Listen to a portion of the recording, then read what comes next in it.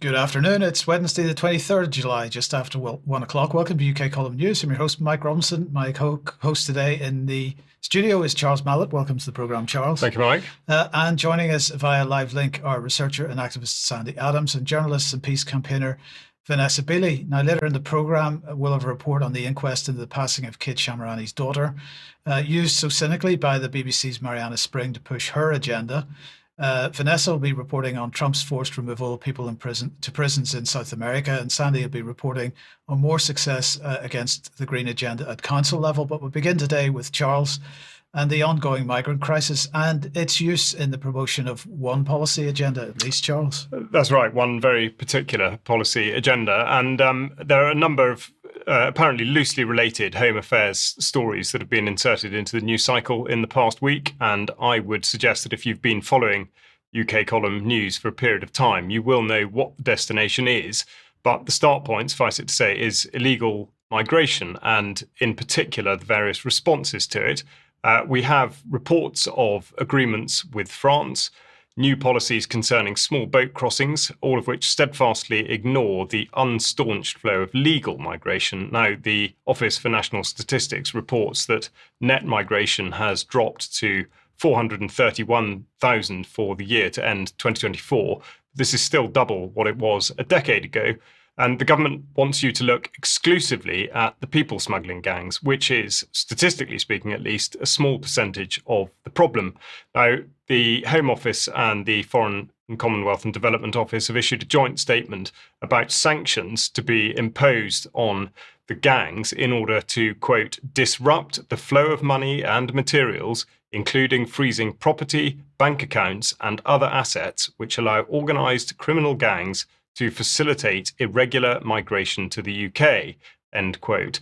The recently lifted super injunction on the Afghan data breach, which is reported to have cost the taxpayer billions, has been neatly slotted into this narrative.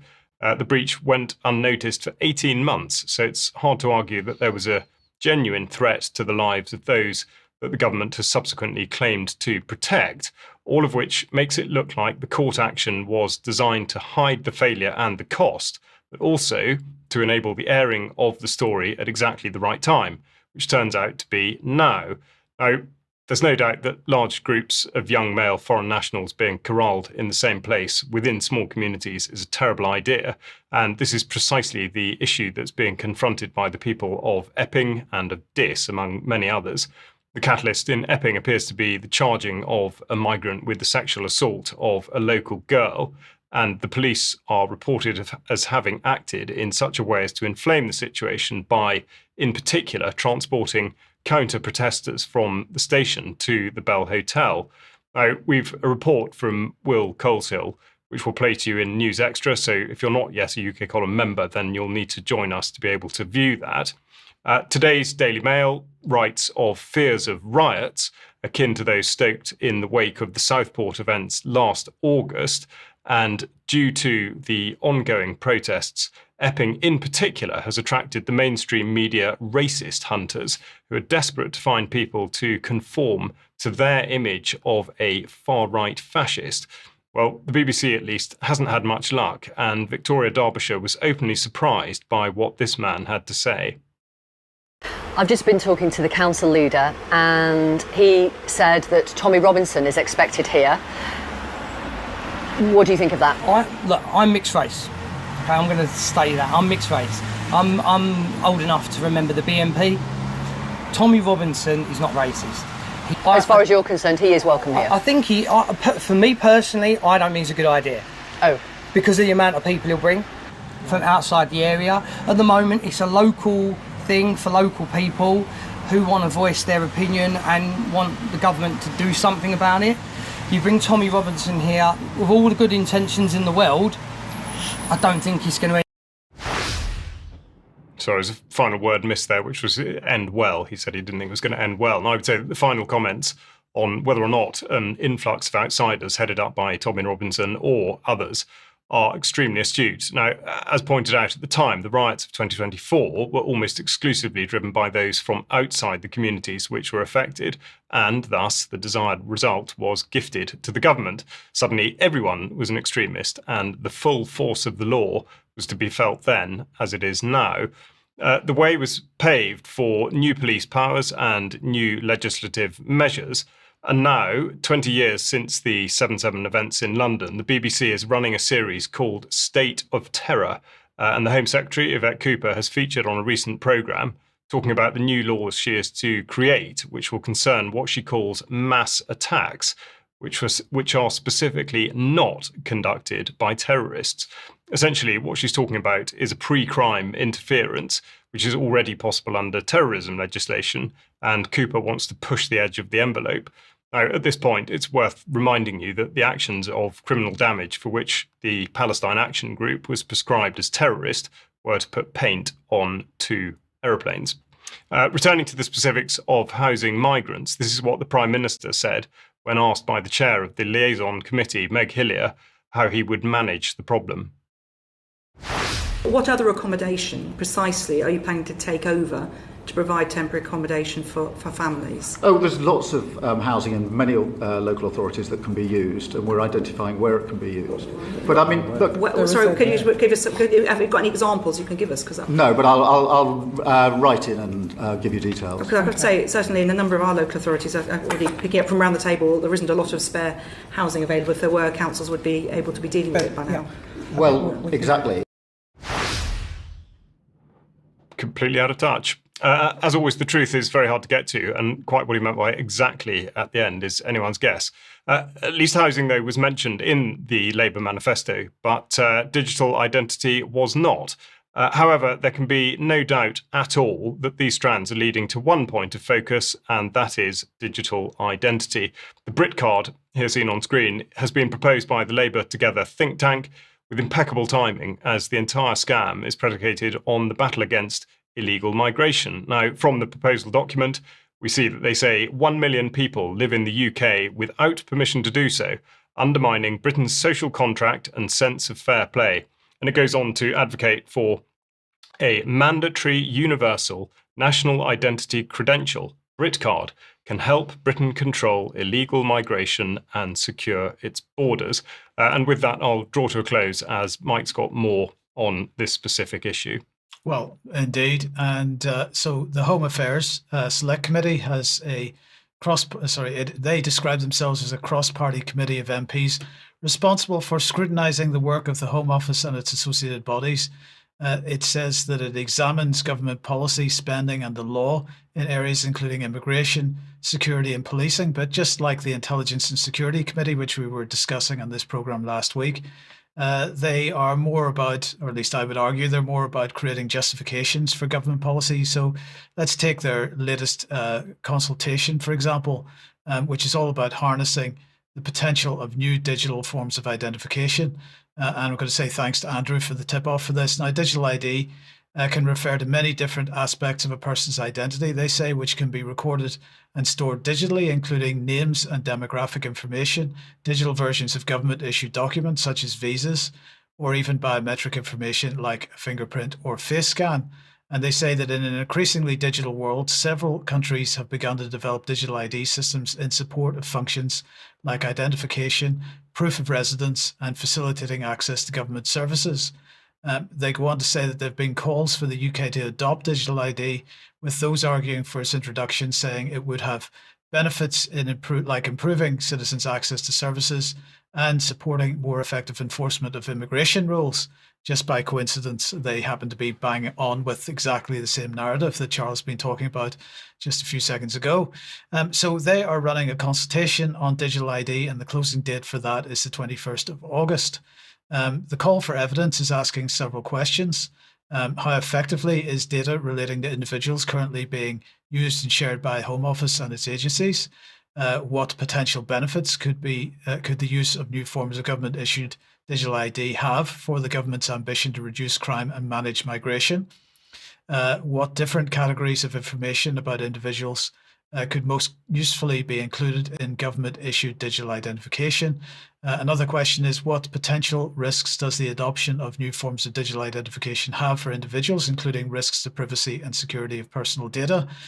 And another final question is, what capabilities could the Home Office and its agencies need to develop efficiently, efficiently introduce and take advantage of new forms of digital identification? Sorry, there is one more. How could the adoption of new forms of identification improve efficiency and interactions between the Home Office, law enforcement agencies, and other government departments?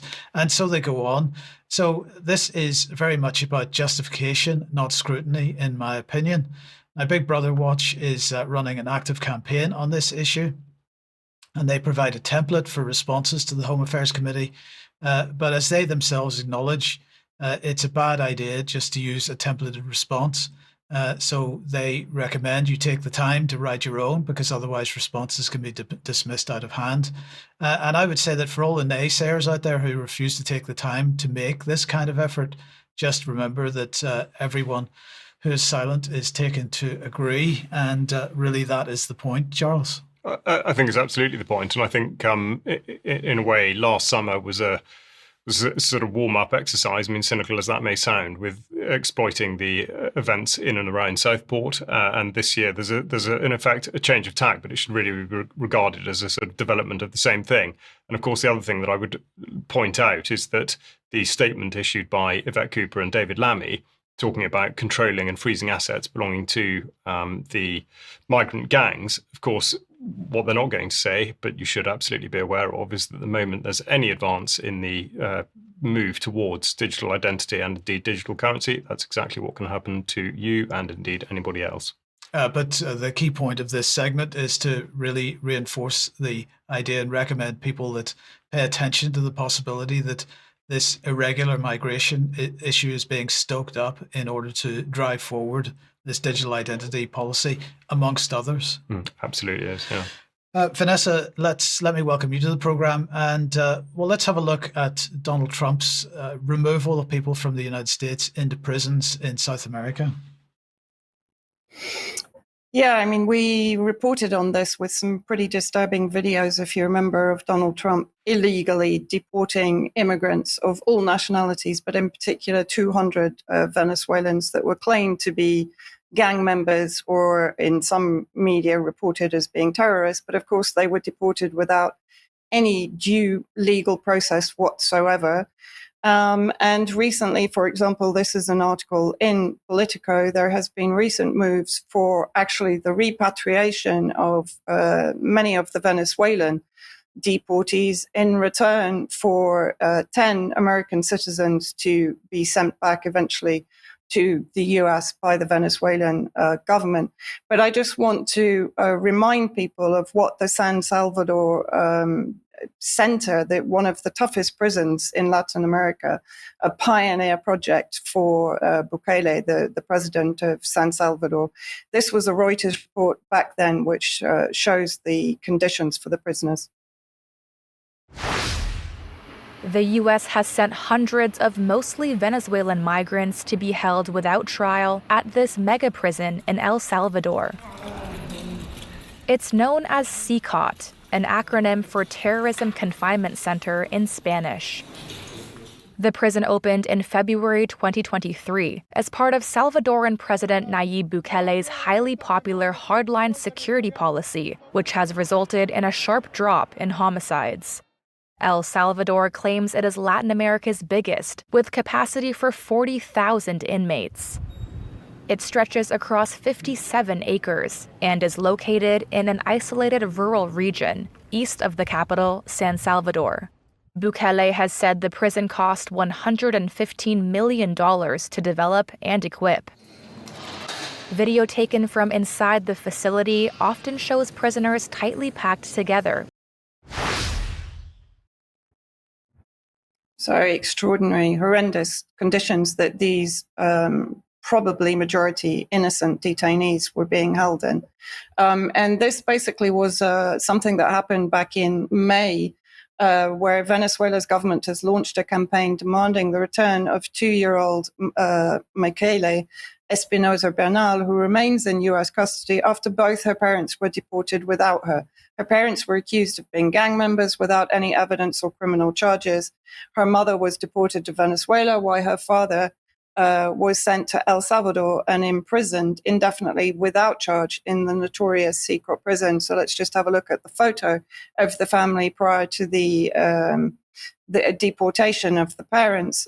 Now, since then, I'm happy to report that the Venezuelan government has campaigned and the baby has been returned to her parents, with the father having been released in the latest deal with the United States from the secret prison in San Salvador.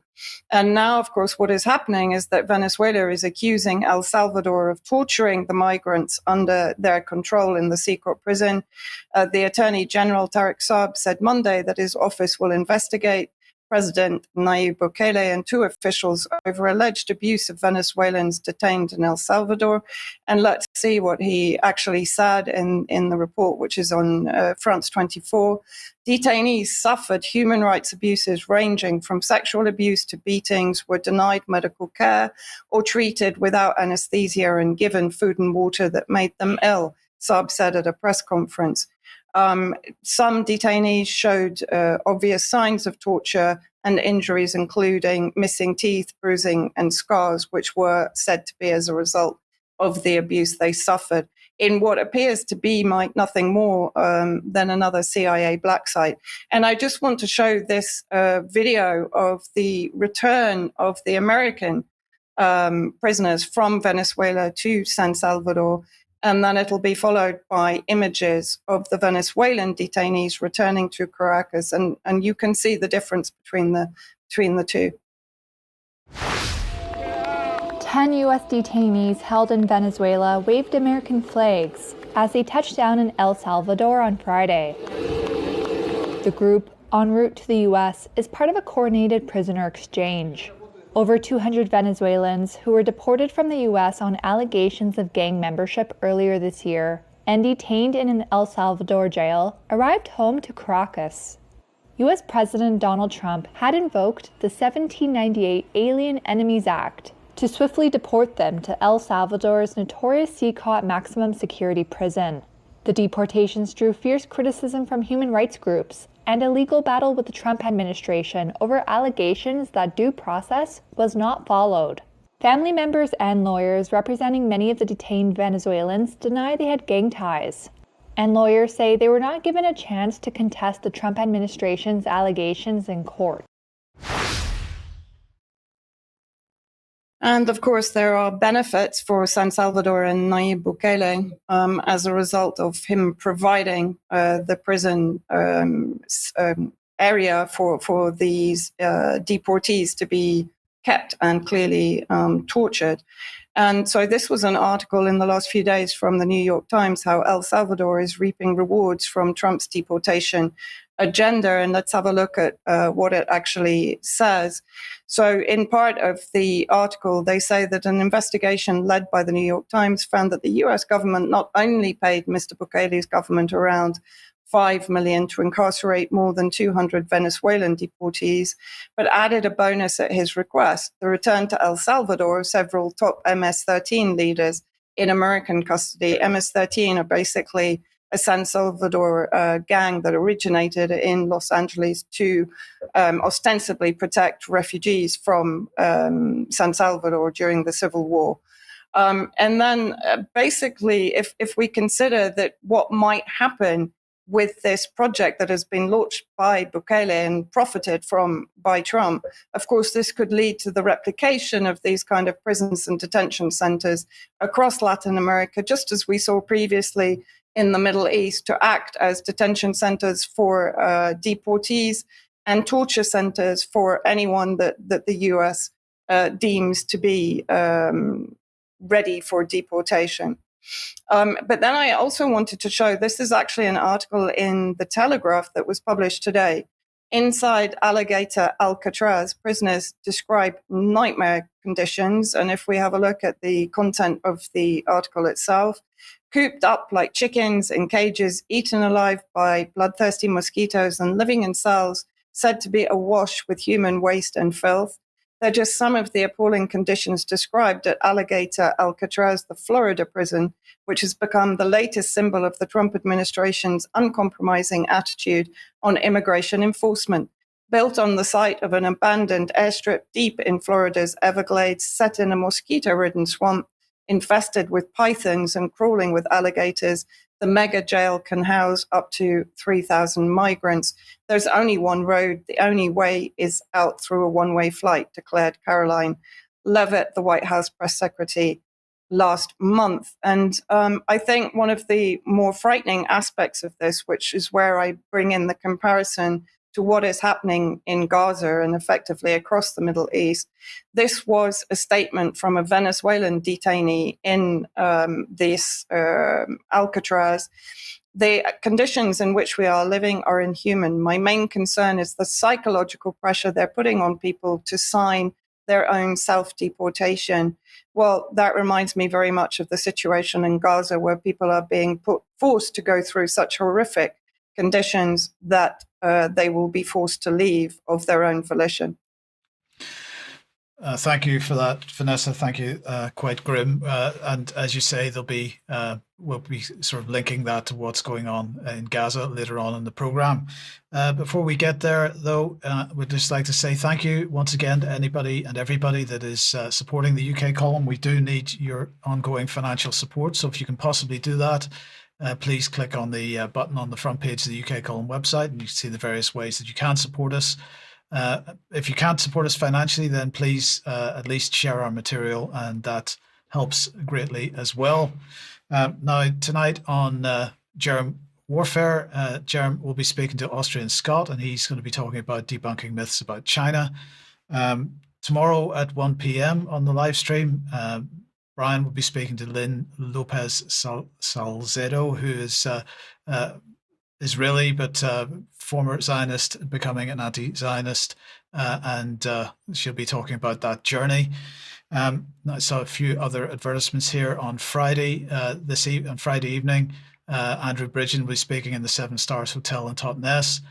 Tickets are going fast for that. I urge everybody that would like to go to that. Anybody that's in the Southwest, please do consider going to it and grab your ticket on Eventbrite if you possibly can.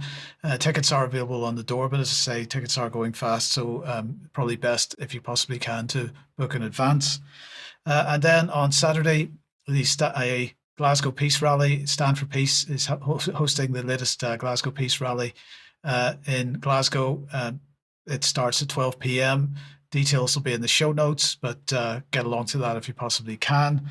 And Sandi, very briefly then, welcome to the program, first of all, but very briefly, the Glastonbury event that's been on and off and on and off is apparently on again.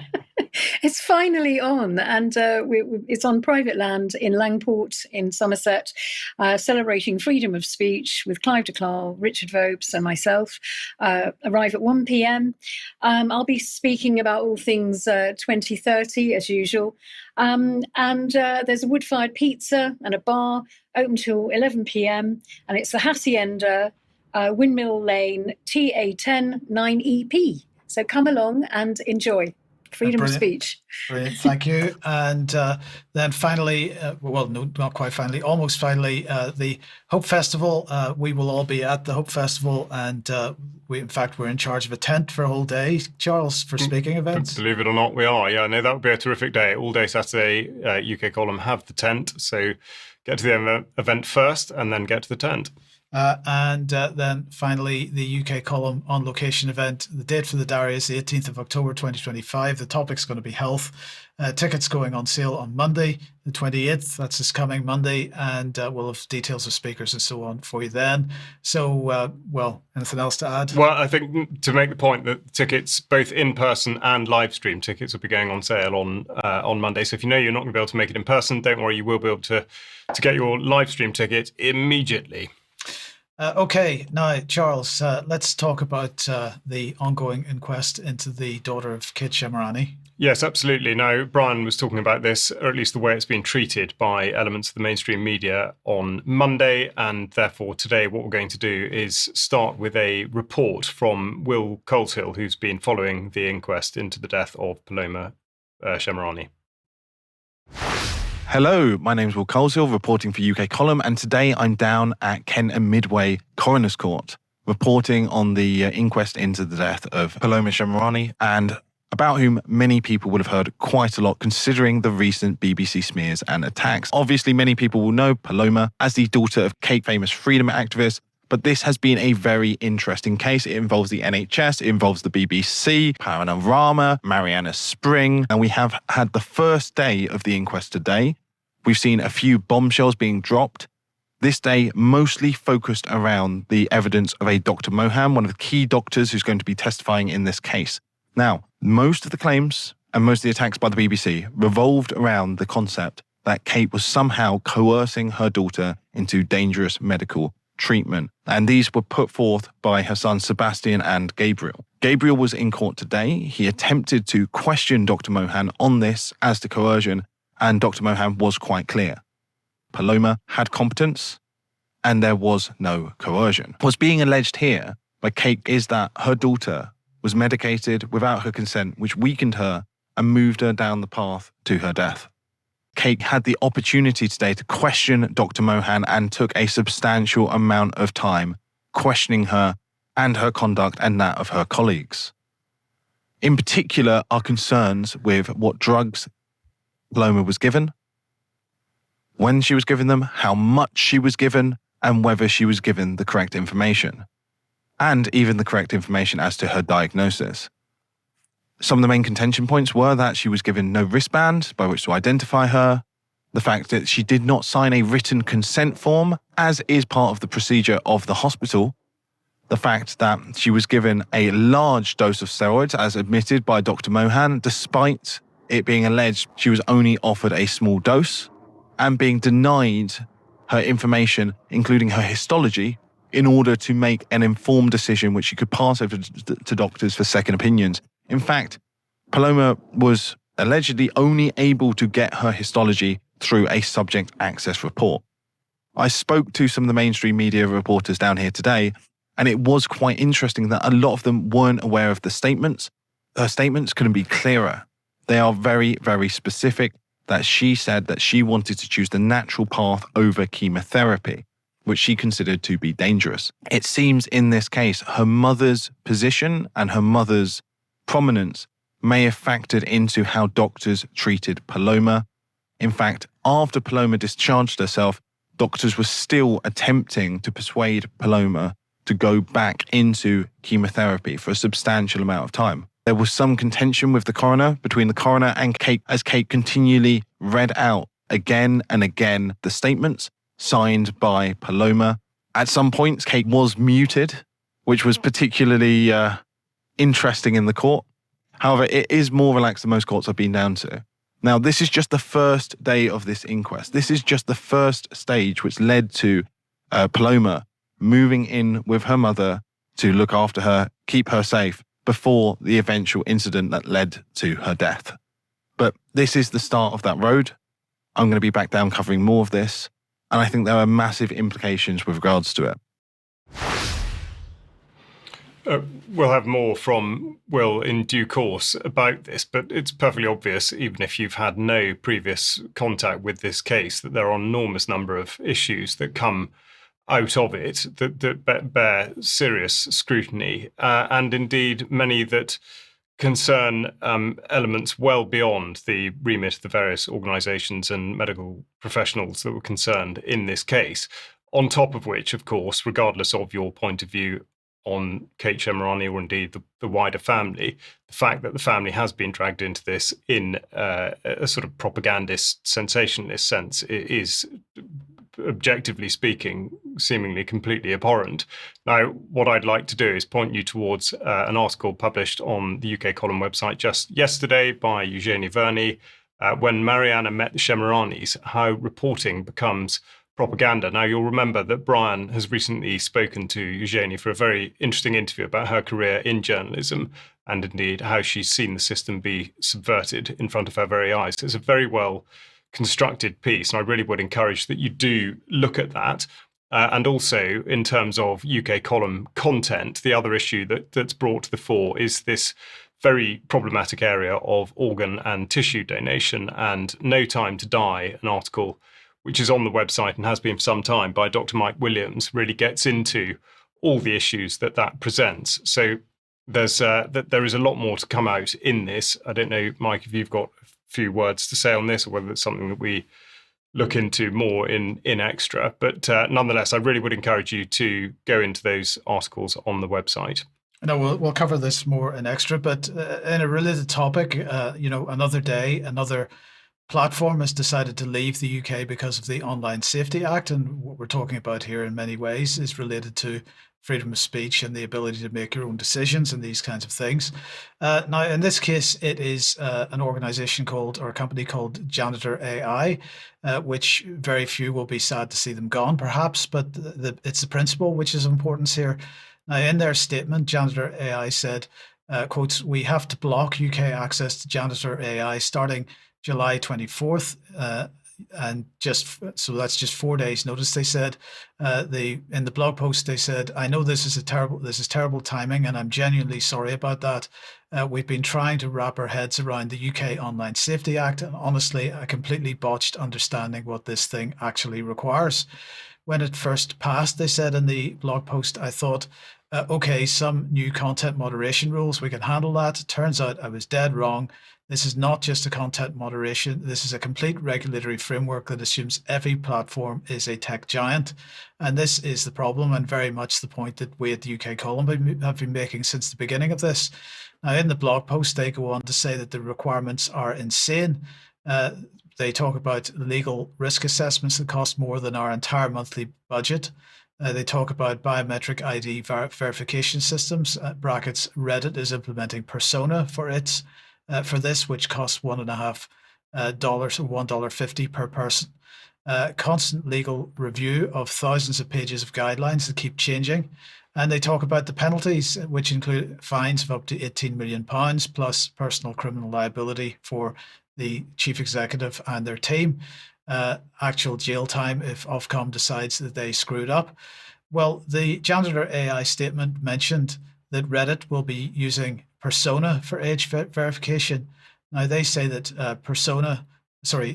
this is Persona. They say at Persona, we're humanizing online identity by helping companies verify that their users are who they say they are.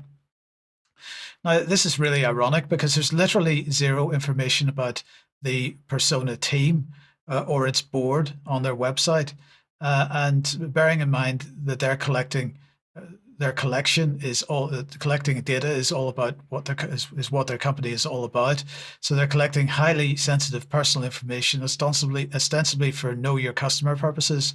And their privacy policies and disclosures provide exactly no information about limitations and how data that they collect is kept. So, it's pretty ironic that they refuse to comment on who they are. But in the meantime, then, Ofcom has published its guidelines for yet another layer of compliance administration, which every platform will have to carry out, and that's transparency reports. Now, this requirement will apply to all categorized services, so larger companies, or at least companies with more than 3 million UK users. Now, this might seem like a great thing. Platforms will have to publish reports detailing how they've kept children safe. But this is, again, cover for censorship, as the fact checkers are well aware of, because they're begging to be part of the regime. They demand to be given access to data related to so-called misinformation so that that data becomes part of the transparency reporting. It is still unclear to what degree that will take place, but one of the bodies which Ofcom is still required to set up as part of the Online Safety Act is called the Advisory Committee on Disinformation and Misinformation, and the fact checkers expect to be part of that. So since the Online Safety Act has moved on apace, and with each new development, we see a greater and greater chilling effect on freedom of speech. Now, I'll just end by pointing out this Repeal the Online Safety Act petition, which has around 30,000 signatures, including mine.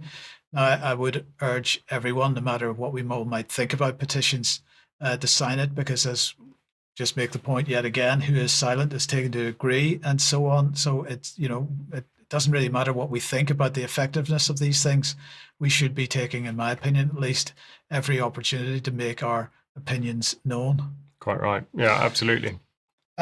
Sandi, let's welcome you back to the programme. And recently you were at the Dissident Southwest event.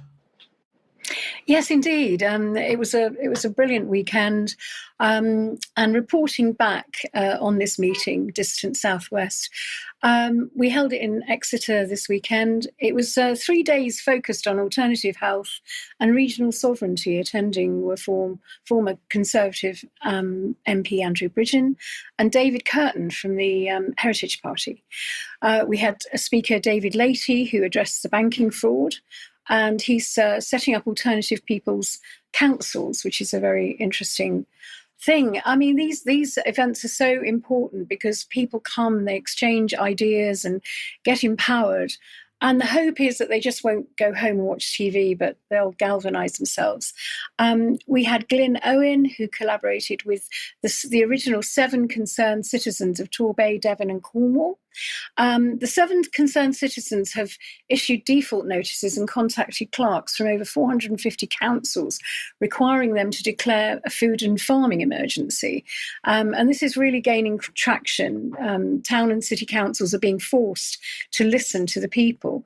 Do visit their website, 7concernedcitizens.co.uk. We had Chris Coverdale. He ran a workshop on the Freedom Co-op Southwest and Tax Rebellion, which was well attended.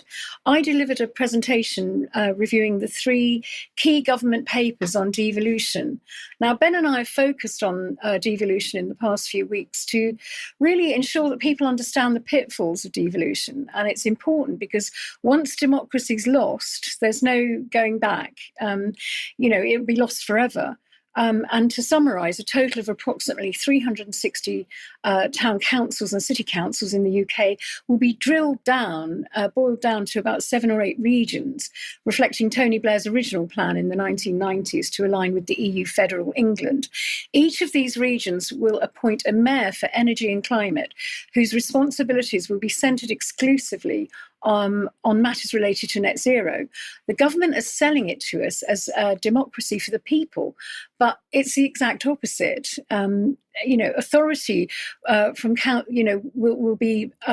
move from councils and Whitehall and to mayors, reducing your influence really on opportunities to challenge any decisions made.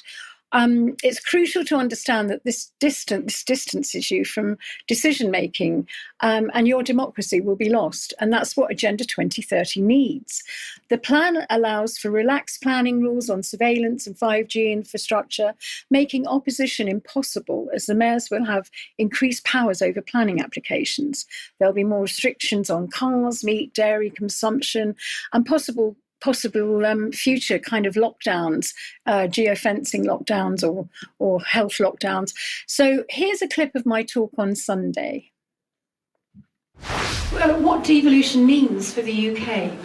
It means net zero restrictions, such as more ULEZ, more LTNs, 15-minute cities, 20-mile-an-hour zones, increased surveillance, bans on gas and wood-burning stoves, higher carbon taxation, forced retrofitting of our homes, and they're going to use the climate change and the power. They're called the Global Covenant of Mayors for Energy and Climate. Now, these, a bit like what Sadiq Khan is in London. If you imagine a Sadiq Khan in every region, that is what we're looking at. So this is why all these restrictions and things will, if they get their way, will be happening, because they're selling it as a benefit to us. Oh, let's get rid of the power of Parliament. Let's transfer it all over to these local mayors, and they're going to be so much better. These guys have got your interests at heart. That is not true. You will lose all your, every bit of the last vestment of democracy that we have will be gone. So, yes, there's plenty of information out there. We can and we must oppose this. Subscribe to ukcitizen.org and look at their legal packs. They've got loads of downloadable stuff, so you can oppose this and challenge your councils on other issues as well. Join your local residents association. We had Cassie Langford speaking about their successes, and I'll be speaking about the National Residents Association later in the show. Write to your MPs en masse, make a noise. Intelligent, strategic dissent really does work. I've put in information in the show notes to help you to oppose this with templates for councils and MPs. So, we've really got to get this going, because if once we've lost our democracy, it's gone forever. Back to you, Mike. Thank you, Sandy. And I just once again would urge people that if you are using a template, it's fantastic that templates are made available. And thank you for that, Sandy, and also Big Brother Watch providing templates. Please make sure you make the effort to make it your own, because if it's perceived by people as being, an organized internet campaign, it loses its effect. So you make the effort to make it personal. Okay, let's come back onto the war agenda then. And as we forecast in October last year, it looks like United States nuclear weapons are back on British soil. US B-61-12 nuclear bombs seem to have been transferred to RAF Lakenheath, the US base in eastern England. That's the home to F-35 stealth fighters and F-15 Strike Eagles. Now, this is a US base, even though it's got an RAF label on it. But now this article here from the Aviationist reports on the arrival into Lakenheath of a US Air Force C-17 cargo plane, which flew non-stop, supported by mid-air refueling from Kirtland Air Force Base, New Mexico, to Lakenheath. It arrived at Lakenheath on the 17th of July, coinciding with airspace restrictions over the base, which are going to last until this coming Saturday. Now, the particular C-17 used on this flight is assigned to the 62nd Division Airlift Wing at Joint Base Lewis McChord in Washington State. And the 62nd is the only unit in the United States Air Force certified for what are called prime nuclear airlift force missions. This is all coincidental with Starmer's announcement at the NATO summit a few weeks ago of the plan to buy nuclear-capable F-35As, although they're supposed to be based at RAF Marham, which is about 20 miles away, and also to join NATO's joint sharing plan. So, I don't know, very briefly, if you've got any thoughts on that, but, the last time there were nuclear weapons based, US nuclear weapons based in the United Kingdom, there was quite a lot of protest about it. And one would expect the same now if that were to be founded on fact, absolutely. But I wonder if that will be the case. This is exactly what we're talking about. At what point are people going to agree that prosecuting a war somewhere else is actually the right thing to be doing? We keep looking out for some event that's going to tip people into that belief. But absolutely, the direction of travel is very much to suggest that this could well turn out to be the case. Indeed, and as I say, you're right to point this out. The evidence for it is circumstantial at the moment, but we did report last year that the developments, the building work that was going on at Lakenheath in order to support this kind of thing, so it would not be surprising. Now, further to the Kensington Treaty, then signed last week, which formalised the so-called E3 as the key warmongers of Europe. Chatham House has published an article on this very topic. They point out that the Kensington Treaty, quotes, also anchors the bilateral relationship into this is the relationship between the UK and Germany, into the wider European framework of the E3 format. Unusual for a bilateral treaty, it explicitly mentions the aim to intensify trilateral cooperation between the UK, Germany and France. They're going to say the E3 group coordinated a European position on the Middle East and the Iran-Israel war, while the framework expanded the Weimar Plus format, which is France, Germany, Poland, Italy, the United Kingdom, plus the EU, and sometimes NATO, on supporting Ukraine against Russian aggression. And they said that the UK and France are also leading the coalition of the willing a reassurance force for a potential ceasefire in Ukraine. Well, of course, it's not about a potential ceasefire in Ukraine at all. It's just about the further development of that. So an interesting article, and really making the point that the E3 seems to be the main axis for the future war plans that have been, well, we've been reporting on for quite a lot of years now. But Vanessa, let's come back to you and Gaza. Yeah, well, as I said, what the Trump external detention or detention by proxy in San Salvador and potentially other Latin American countries reminds me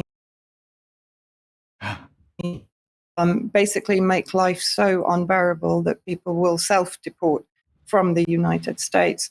This is an image in the last 2 days from Gaza, and there are many flooding social media right now. I'm not going to show some of the more dramatic or upsetting, although there was a video published today of Israel bombing a child and a woman who were searching or scavenging for food amongst the rubble. I recommend everybody to follow the Substack of Dennis Kucinich. You will probably know him as the campaign advisor for Robert F. Kennedy Jr.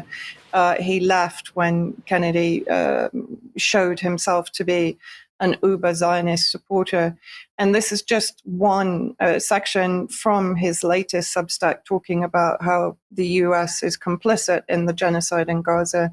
He says, "Witness Gaza, look at the faces of a people stripped bare with the curse of nothingness, for it is our own future unless we change America's direction in the world." And of course, I will add the UK and every other member of the Zionist bloc.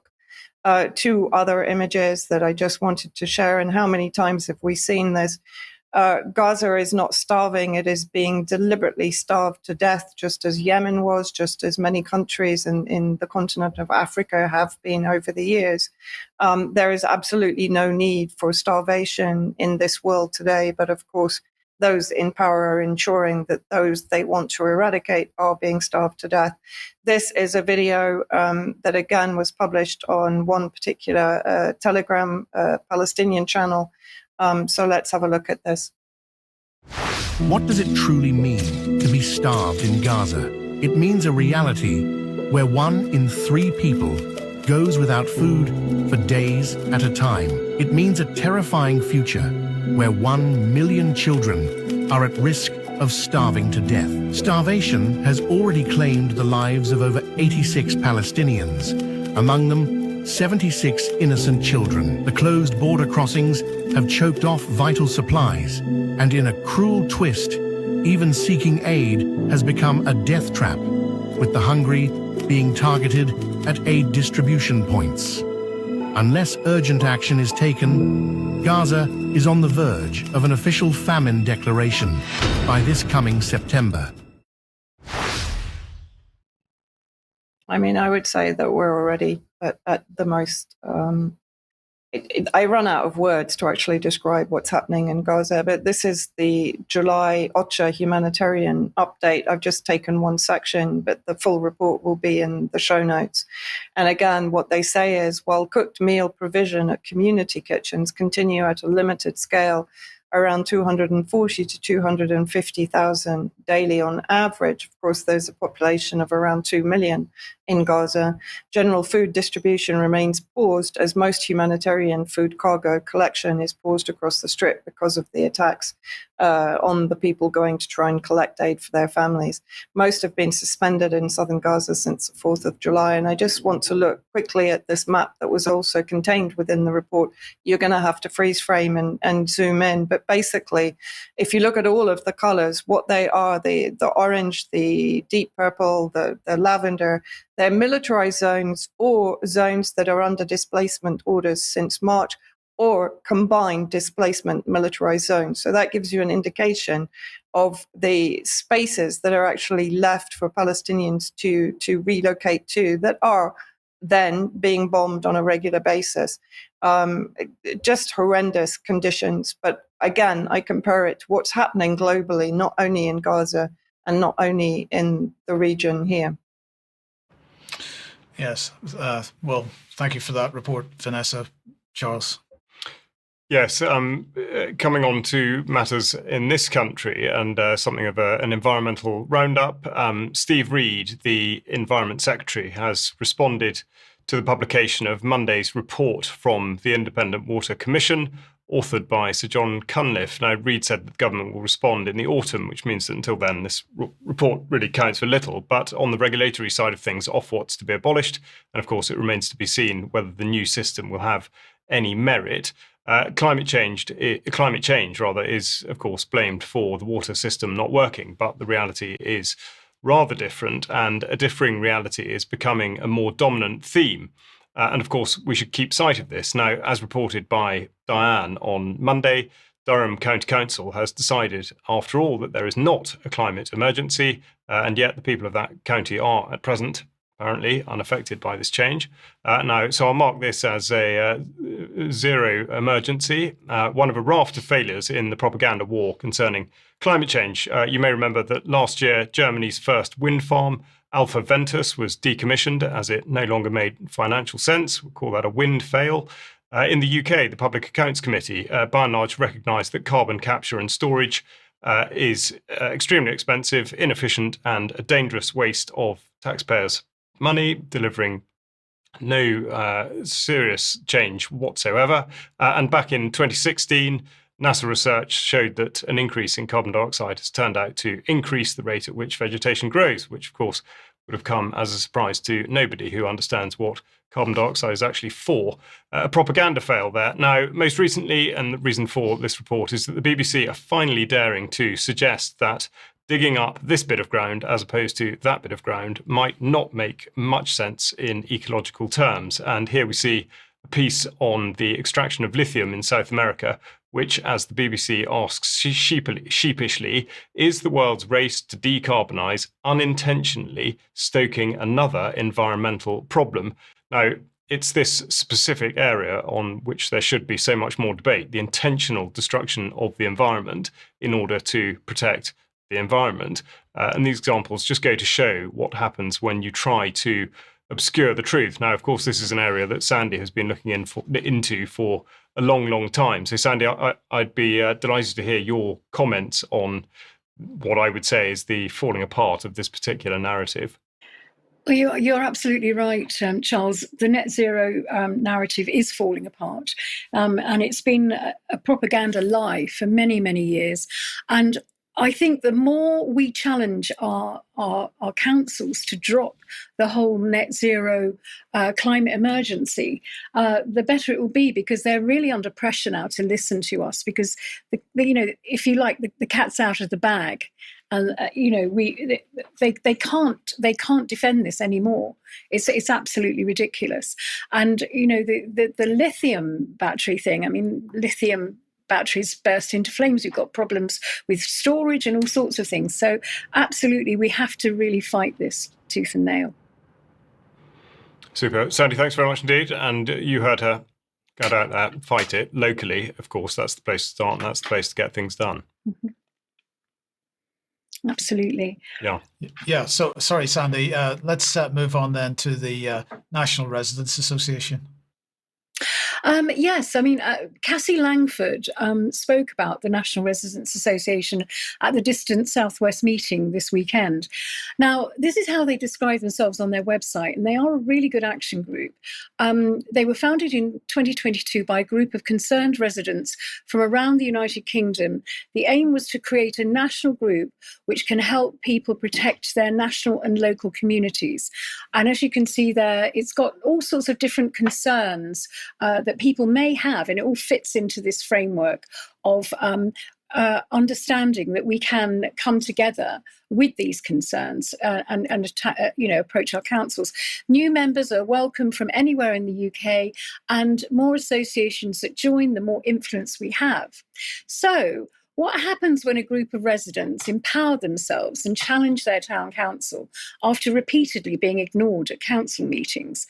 On the 10th of July, 40 frustrated people from the Merseyside National Residents Association descended on Sefton Council and had the audacity to ask them a few questions. Now, this is a problem up and down our country where ineffectual and uninformed councils are buckling under the strain of dissatisfied residents who have very genuine concerns. They ask questions about the cost of immigration, serious local safeguarding issues, 5G policies and planning and net zero expenditure. Sefton Council's reaction to these questions was really quite shocking. To be fair, one councillor tried to answer, but as questions from the last meeting had been ignored and with 40 annoyed constituents in the room, the council became increasingly defensive as they had no meaningful means of addressing these answers. The meeting spiralled into chaos. The mayor, unable to respond, decided to pause the meeting, which is their way of saying, we're going to just pretend this isn't happening. And despite the residents not being aggressive or threatening, but simply asking reasonable questions, the mayor abandoned the meeting and called the police. There's nothing like calling the police when you've lost control of a situation because somebody's asked, why are we spending 1.1 million on immigration-related grants when we're in a cost of living crisis? So one councillor even uttered the words fascist under his breath. Clearly, the definition of fascism is standing in a town hall reading out freedom of information requests. That's their idea of fascism. The positive aspect of this is that the public is becoming more aware and challenging these council.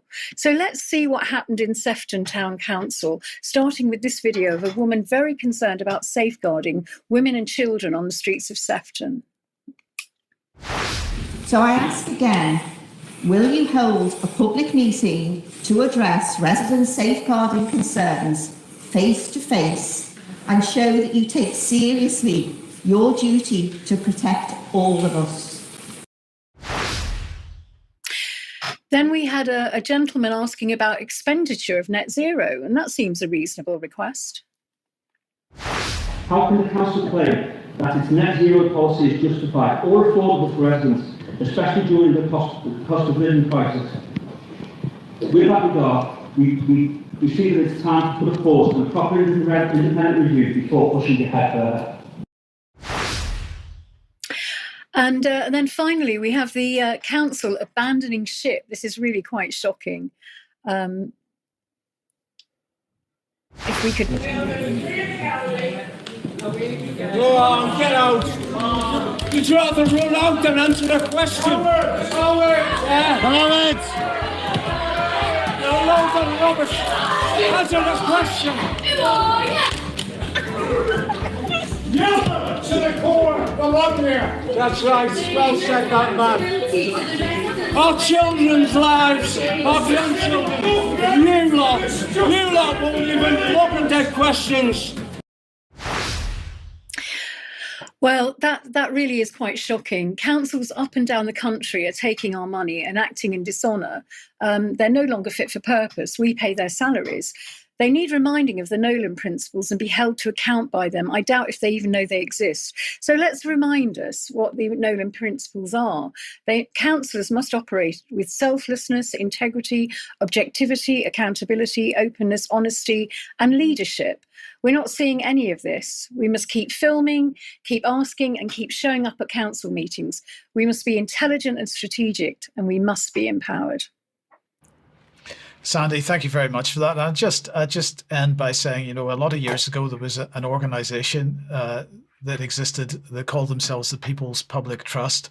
And they simply went to their local council meetings in high-vis gear and sat and took notes. They sat quietly and took notes.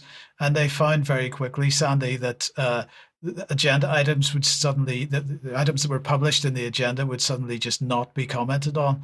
And bearing in mind that a lot of these councils have time constraints, they want to get some of these policies done and dusted within a certain amount of time.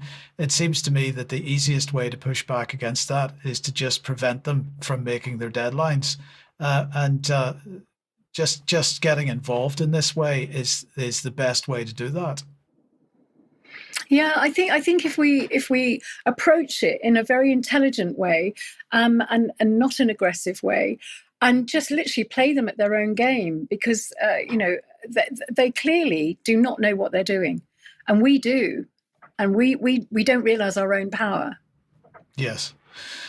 Yeah, I think this is it. I mean, I think the other aspect is the way in which councils particularly have sort of been sleepwalking into this. And first of all, they haven't interrogated the issues that they're supposed to be dealing with, but specifically nor the legislation which binds them toward either the council above them, if that's if they're at a lower level, and that in turn leads, of course, as you've articulated so many times, back to upholding the values of the United Nations Sustainable Development Goals. And I think a lot of people, even in those offices, do not realise that is actually written into law. And of course, when they get caught out, they have nowhere to turn because they've never interrogated it at the right stage, and that presents a massive problem. So the message is get involved, and we'll have to leave it there on that message.